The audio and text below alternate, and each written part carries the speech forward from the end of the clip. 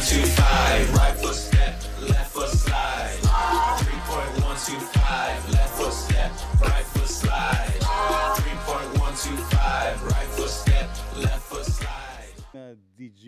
Steven Lubka, the guy on with the sunning all the time, walking in the sun for like 3 or 4 hours, and yeah, but the Greek sun is gonna bite you in the butt basically if you sit around too much. That's why we have like half and half. If you wanna get some sun, you sit in the sun. If you wanna get some shade, it's nice and cool under the trees. It's very strategically placed, and it didn't happen by accident at all.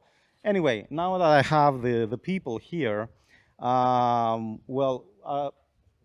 should we do this? Oh, we're going to talk about mining. Okay, you don't have a specific mining a pool.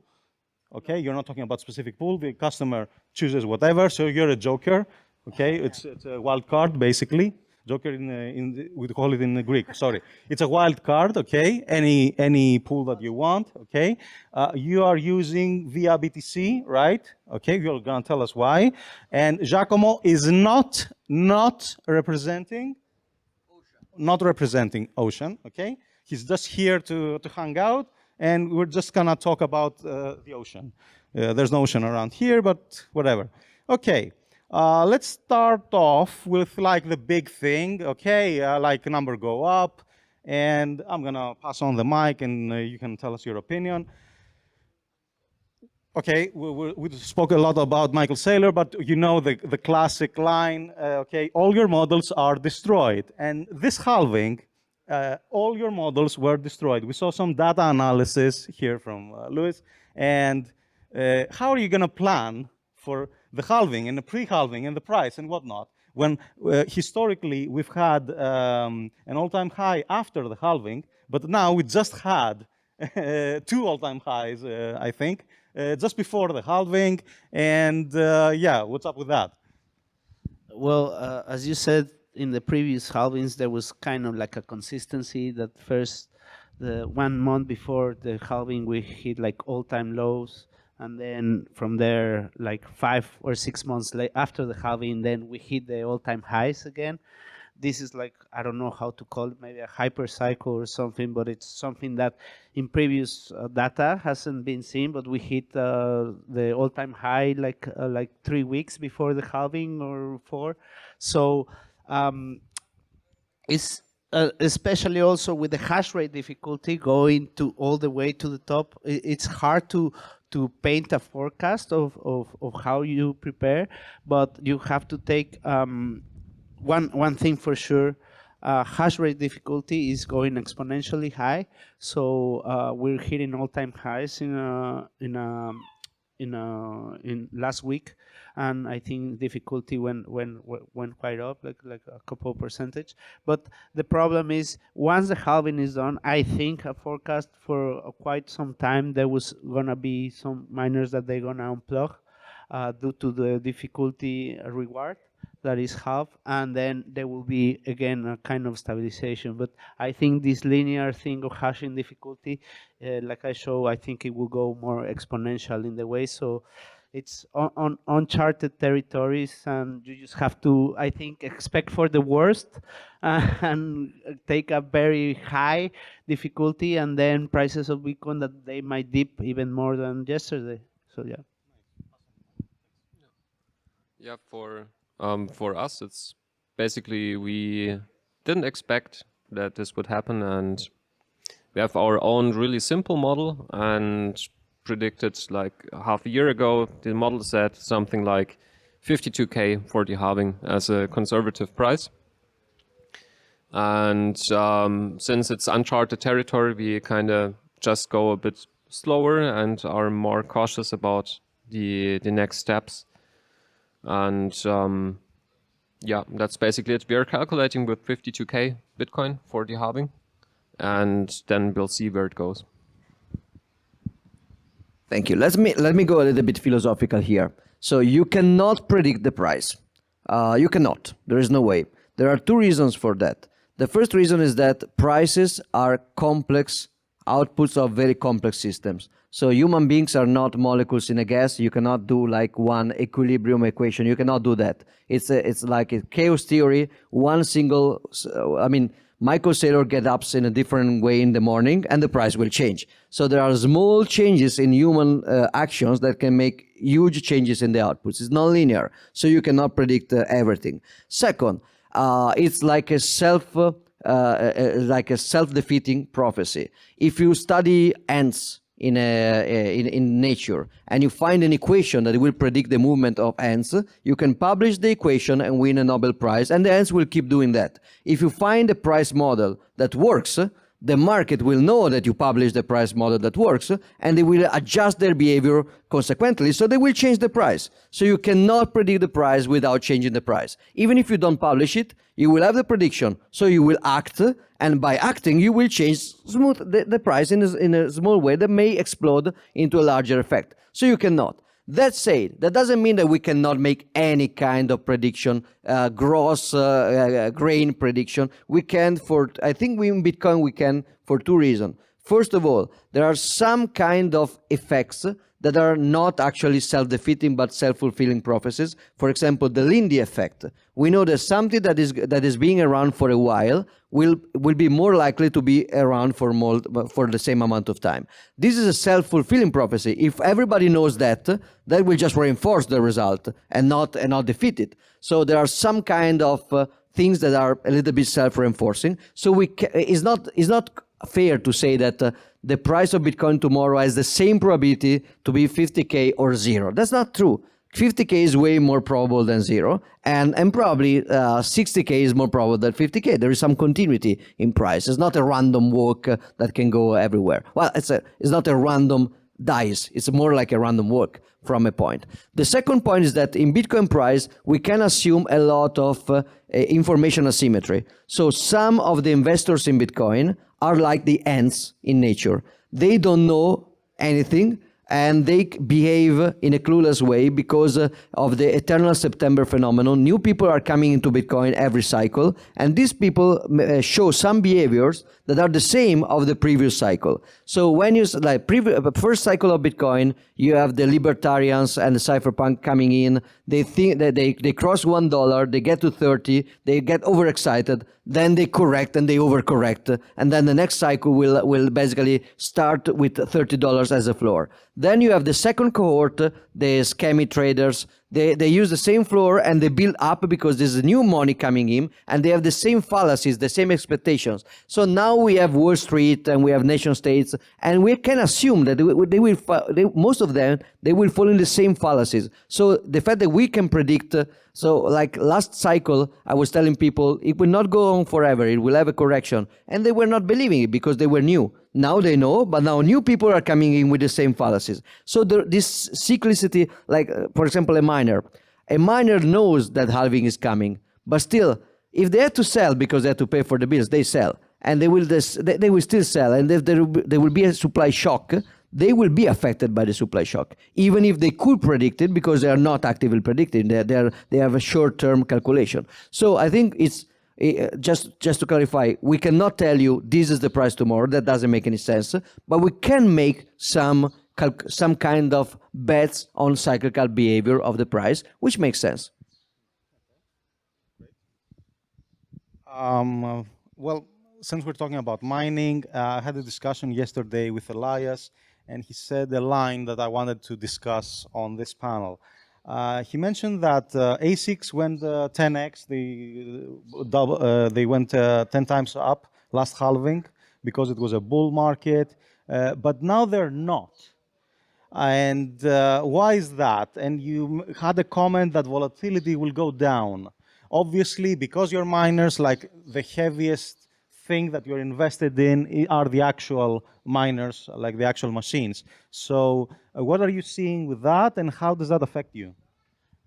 Well, I think we haven't seen it yet for this cycle. So I think it will be a spike of miners because what what is my understanding from this bull run or where we are right now is mainly sponsored by the ETFs, but retail market, let's say like no coiners or first time coiners, there hasn't been an impact yet on this area, and I think this will activate once Bitcoin goes to 100,000 because it's like quite a good number for retail. So I think this disparity on miners on ASICs machines, it will be like once we hit 100K, we will have crazy things from the dealerships, and then it's like a black market because it's haggling everyone, and it's terrible.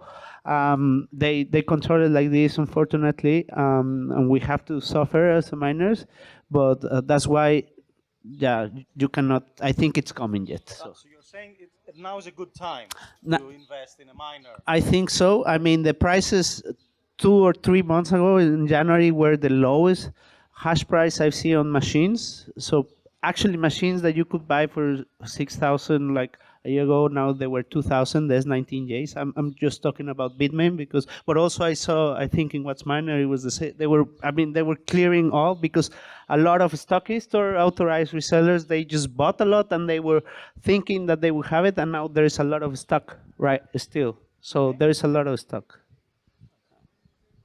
I just want to add to this because we've also seen like price disparities based on the electricity price in a certain region. So if you have one model of a miner, one specific model, it might cost something like 2,000 USD in a place like Russia or Kazakhstan, where electricity is cheap and you don't get that much out of hydro. But in the US, you might get it for 1,700 because the electricity price there is higher. And if it's an older model, the profitability is really low in the US, but the profitability is still great in a place like Kazakhstan. So the prices for the machines are actually more or less localized based on how profitable are they in the current conditions of the country they are sold in. And the alternative is always to directly buy from the producer, but this comes with most often this comes with long waiting times, or even if they ship it directly, you might have to wait a month till it arrives by ship if you don't do air freight basically. And for us it's especially we expected the miner prices to surge, so for Bitcoin miners to surge before the halving, because we thought everyone was expecting the price to go up before the halving or with the halving, but we haven't seen it, so we had to kind of replan everything for the next 3 months. Let me get a little bit philosophical here. So, basically in mining, the specialization of hardware is not just linear, but goes in jumps. But we may be out of jumps. So from CPU, CPUs are general purpose computing chips that can do everything, but they don't do anything particularly well. So they were very slow. You can have better GPUs, but not so much. Then you go with GPUs. They are more specialized. They do fewer things, but better. And so they can basically, they represented the jump in hardware efficiency.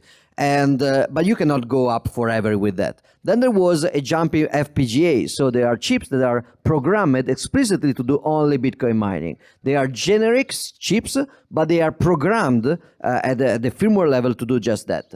And that's another jump in specialization. Then you have ASICs. ASICs are chips that are printed in silicon just to do Bitcoin mining. They cannot do anything else. So they're super efficient at that. But now we are basically probably at the end of the optimization you can do with an ASICs. Maybe not yet the end, but we are very close. We are like 5 nanometers, 4 nanometers, 3 nanometers. You get to a point in which quantum tunneling is basically making it impossible to have error corrected computation. So we are basically at the end of some kind of technological cycle, and we cannot go much further. So last halving, the difference in computational power between last halving and the previous halving was a qualitative difference. This time is not. It's basically just quantitative, I would say. It's still ASICs. They're better ASICs. Next halving, it could be even less, basically. So I would say that maybe one of the reasons the price of the miners is not going up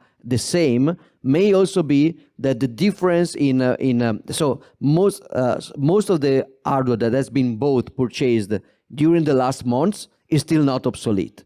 And it may not become obsolete for a while because the difference between the 6 nanometers and the next may be very slow. That said, we may have another quantum leap in hardware.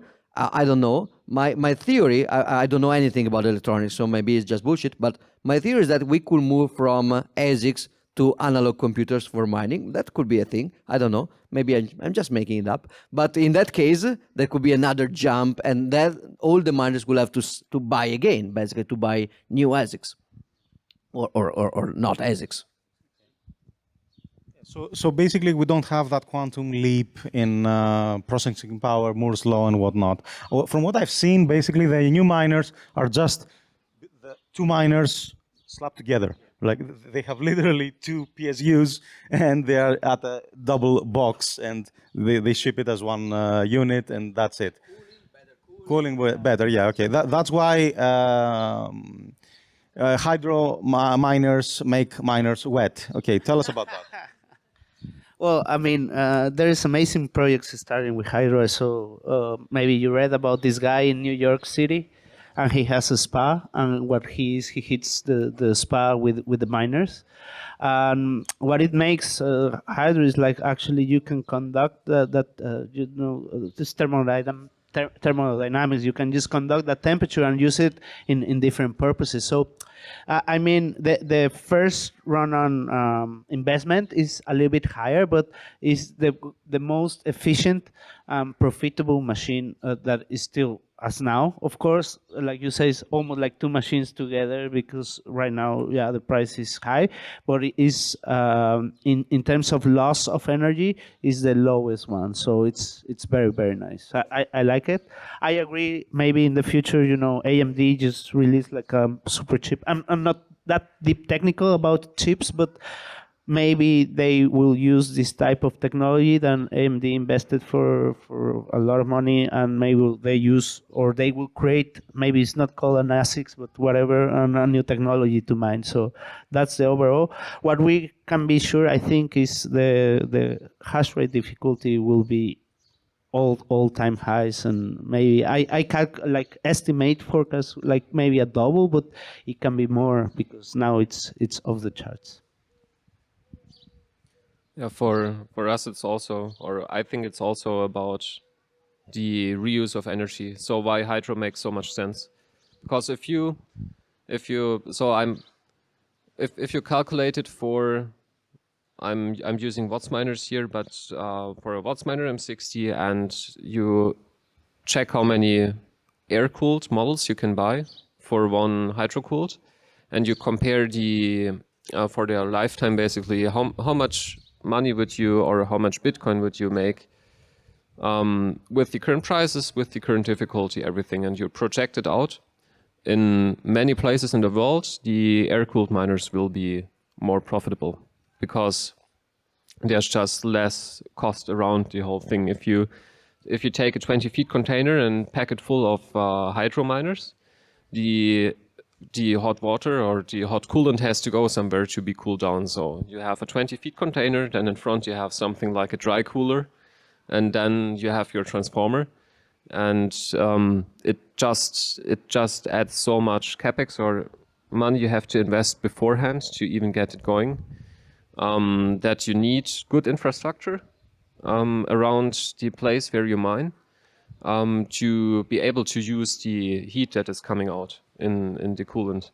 So I think personally in the future, with solutions like heaters for companies, it will be the big interesting thing will be starting at small units with only one miner in them for small businesses or homes, and going to bigger companies that have to like heat a whole hall with employees in there and logistics or something like that.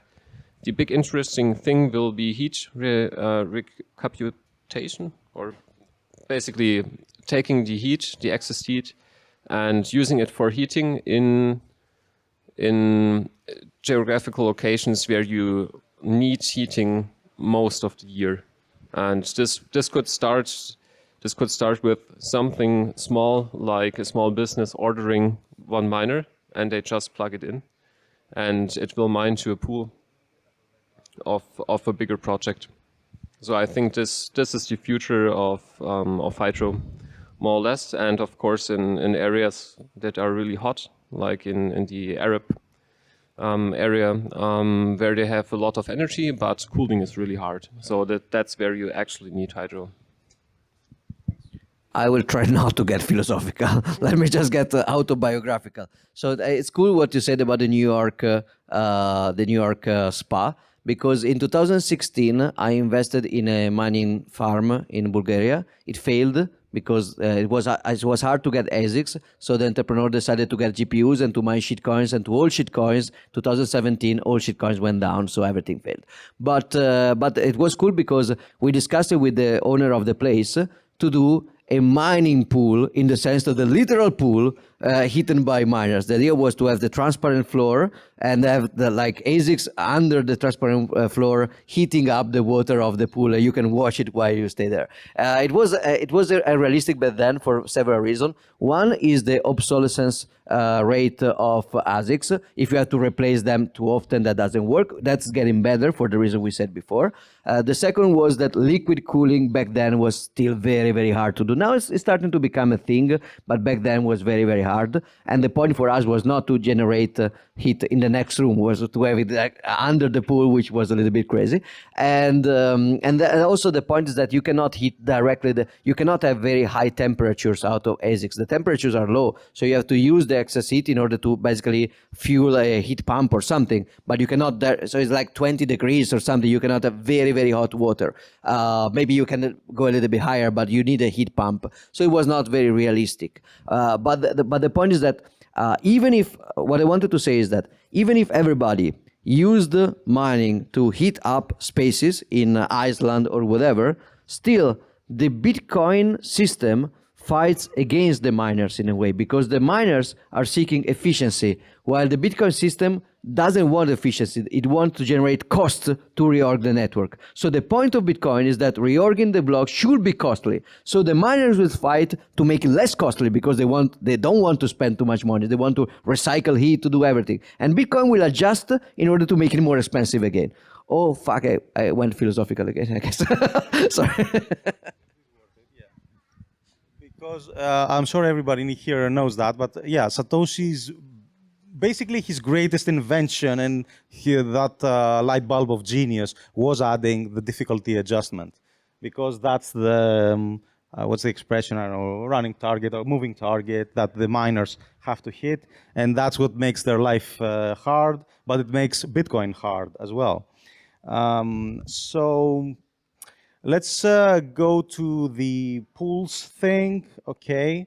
Let's talk about, there's this talk about templates right now with ocean mining. During our bit devs, we discussed Stratum v2 coming out and being a bit more serious.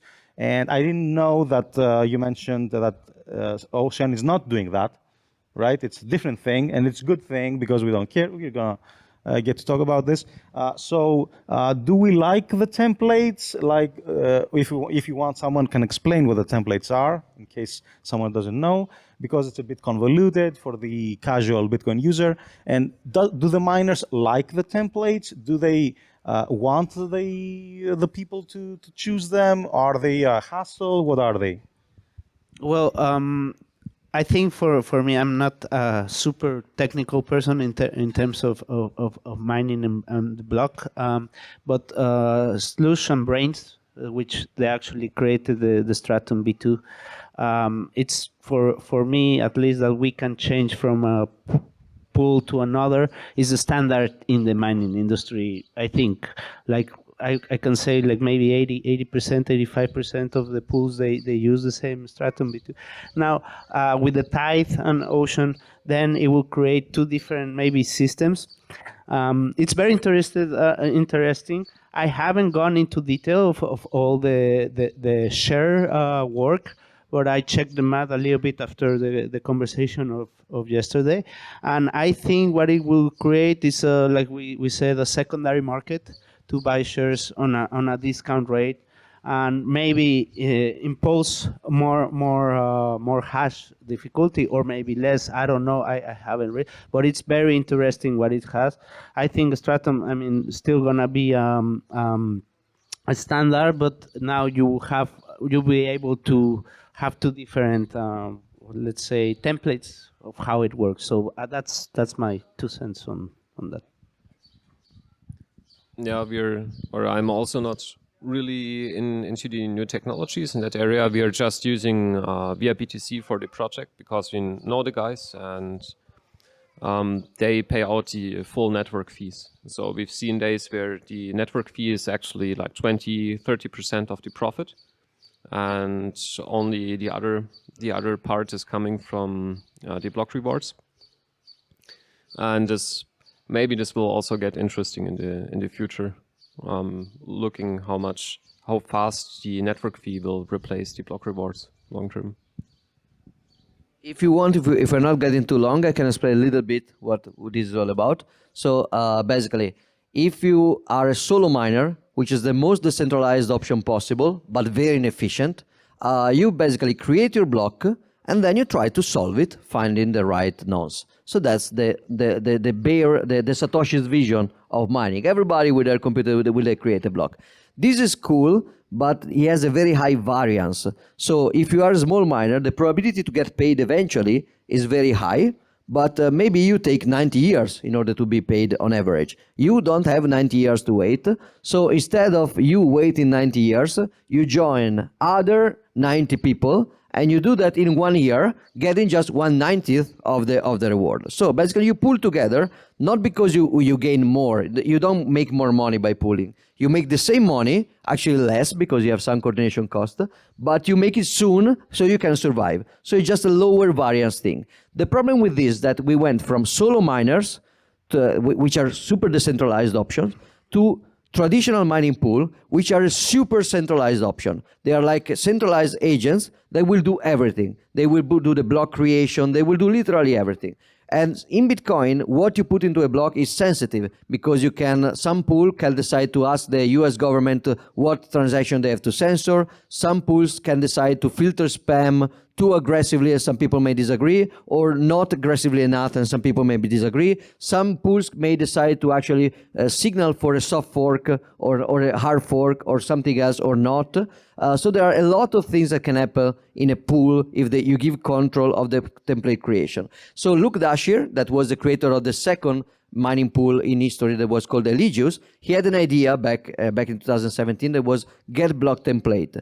Get block template was the idea that miners will run a full hashers, the people with the ASICs, the mining farms, they will have to run their own full node and decide their blocks, and then the pool will just make sure that everybody is paid equally. They will just manage the payment distribution and not the block creation. So the guy, the farm that will find the block will be the one calling the shots about the block content, not the pool. The pool will just enforce the payout distribution in order that nobody can scam each other. So that's the vision of get block template. It was never implemented because Luke shut down Elias, or basically sold it or whatever. So then this idea was revamped as better hash, but it was never implemented. And then came Stratum v2. Stratum is a protocol for mining that does many, many things. Encryption, standardization for pool hopping, and stuff like that. So Stratum was a lot of things, and Stratum v2 is a lot of things, not just this.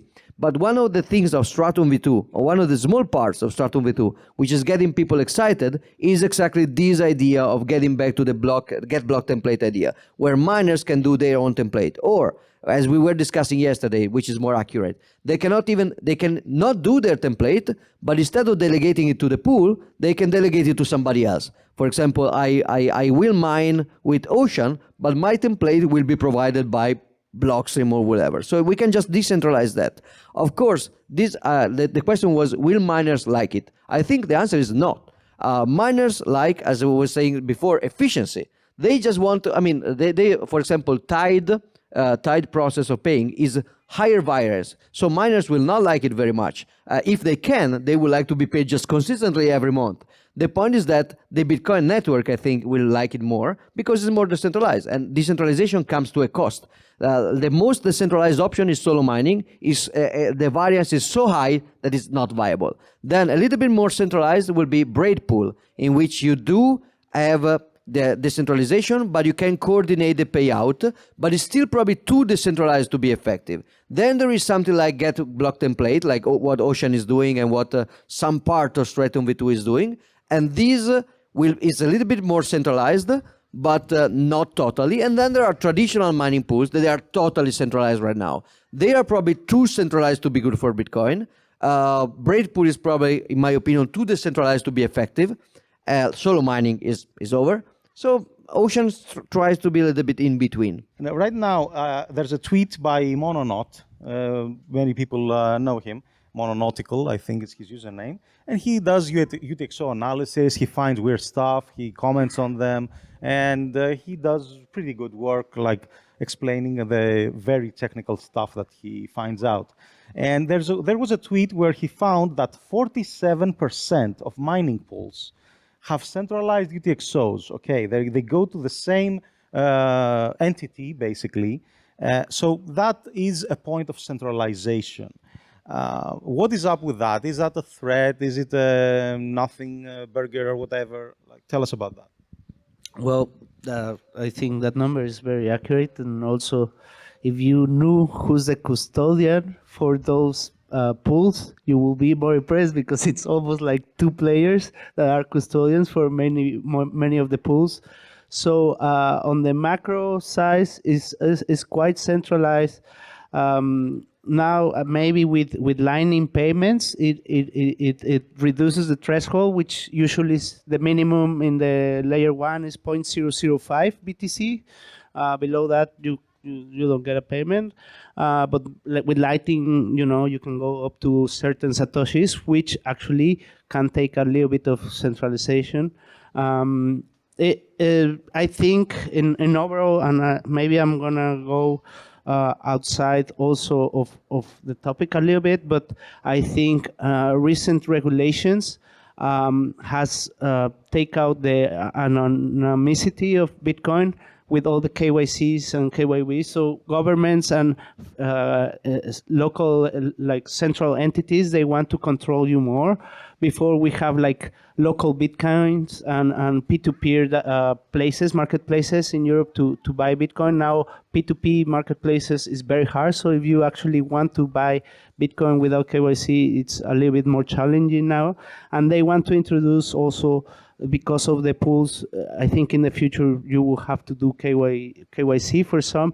So it's always good to have a different approach and be more decentralized. Maybe new pools arrive with less less norms or regulations. So I hope that is. I don't know if I answered the question, but yeah. Actually, yeah, it goes back to the threshold, and we spoke yesterday about BitDevs, and Giacomo had a very nice comment that Lightning payouts will help with the UTXO set, and that will release the hands of the pools that need to do that centralization to bundle basically the transactions, right? That's what I get. Yeah, so that's the minimum. So Lightning will accelerate, like take less custodian in the pool. Okay. Yeah, I would basically agree. And I think a 51% attack it's easier than many people think it is if you are a government. But it has less of an impact, because it's an annoyance basically, and it's a risk factor we can decrease as a Bitcoin community overall by choosing other pools as miners, and by deciding for smaller non-centralized the smaller non-centralized option every time we have the opportunity to do so. Because for us we couldn't go to some bigger pools because we don't do KYC. And so for example with VIA-BTC they had no problem with it. That's why we went there. And if they one day start to do KYC, which I don't think so, but might happen, or they do some other bullshit, or we don't like something they do, we will switch to another pool. And that's just it basically.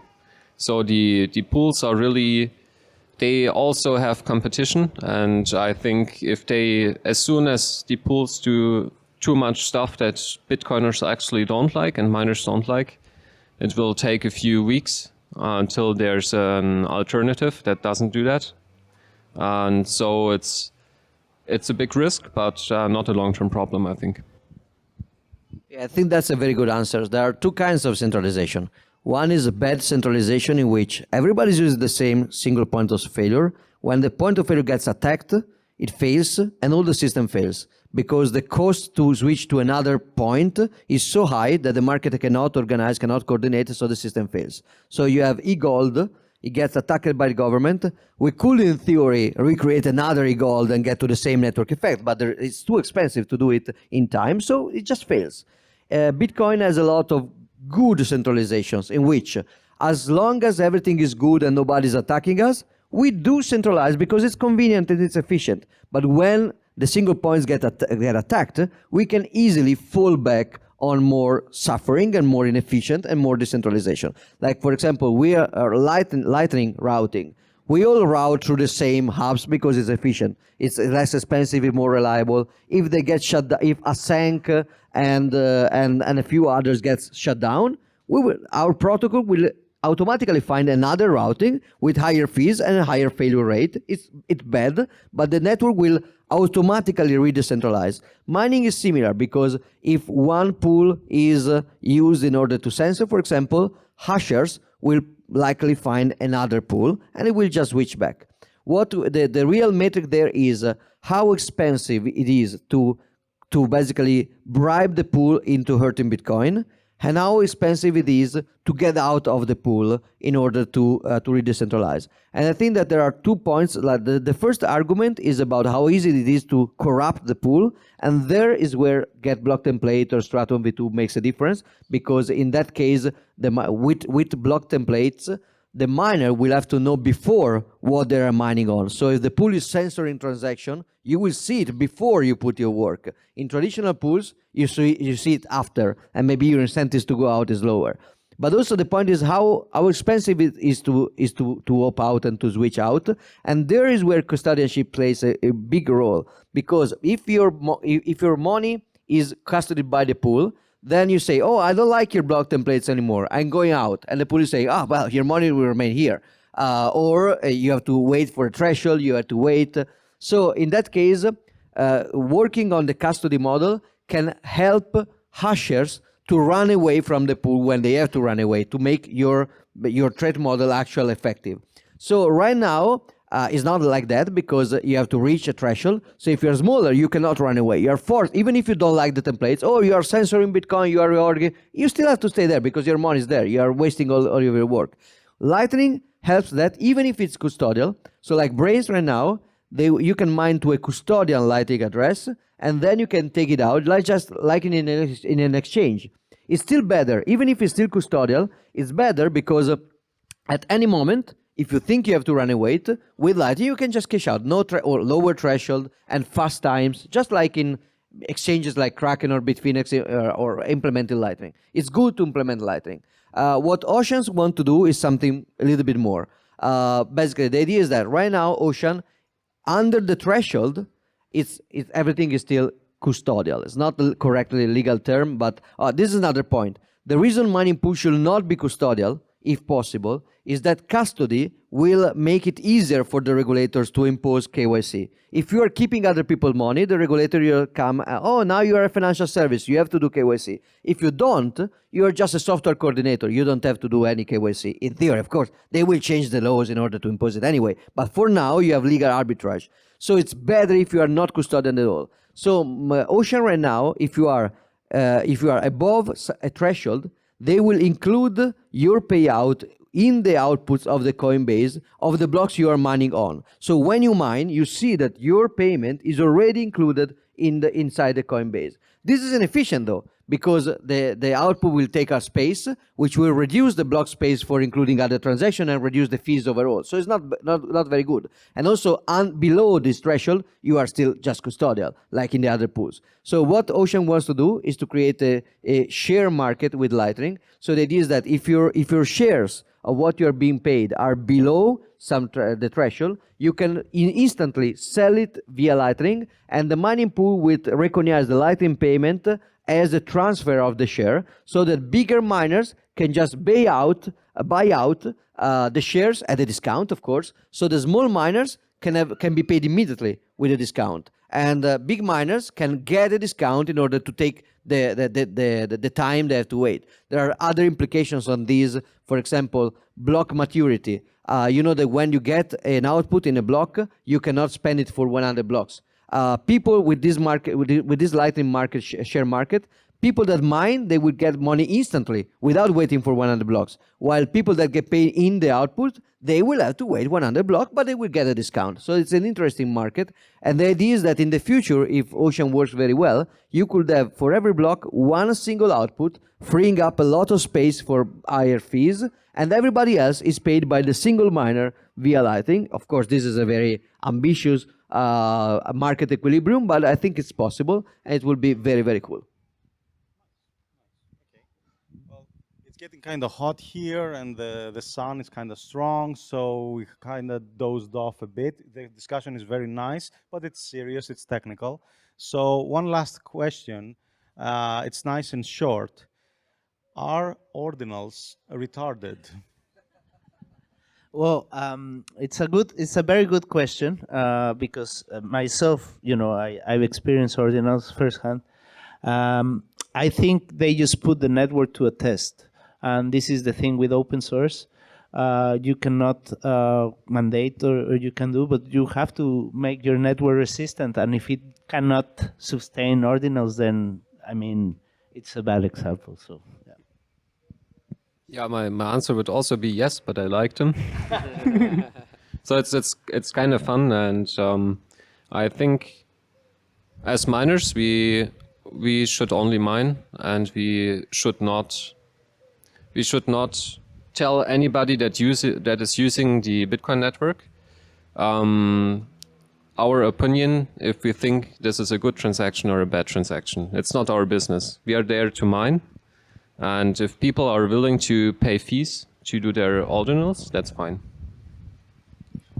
Well, of course, my answer would be yes, because that was the title of my presentation. It was almost a joke, because retarded means stupid, but also coming in delay, because all these ordinals ideas, a very old idea from 2014. That was abandoned in Bitcoin in 2014 for very good reason. But you can just watch the talk. If you search for ordinals are retarded, you probably can find my talk.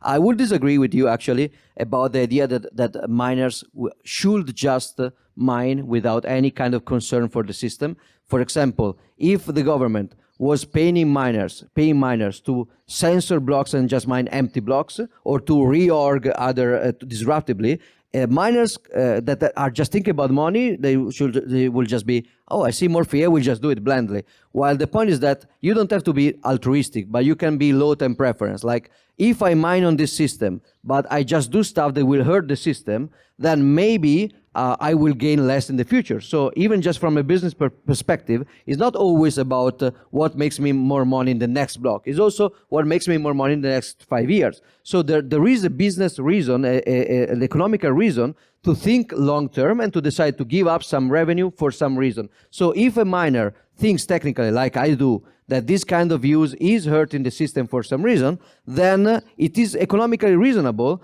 to study trade-off. So how much money I can lose now to protect the system from hurt in the future? Then the second question will be, can I protect it at all? Because maybe your answer is, no, I can't. I cannot do anything about that. So it's useless that I lose money now because I cannot stop it, which is a legit answer.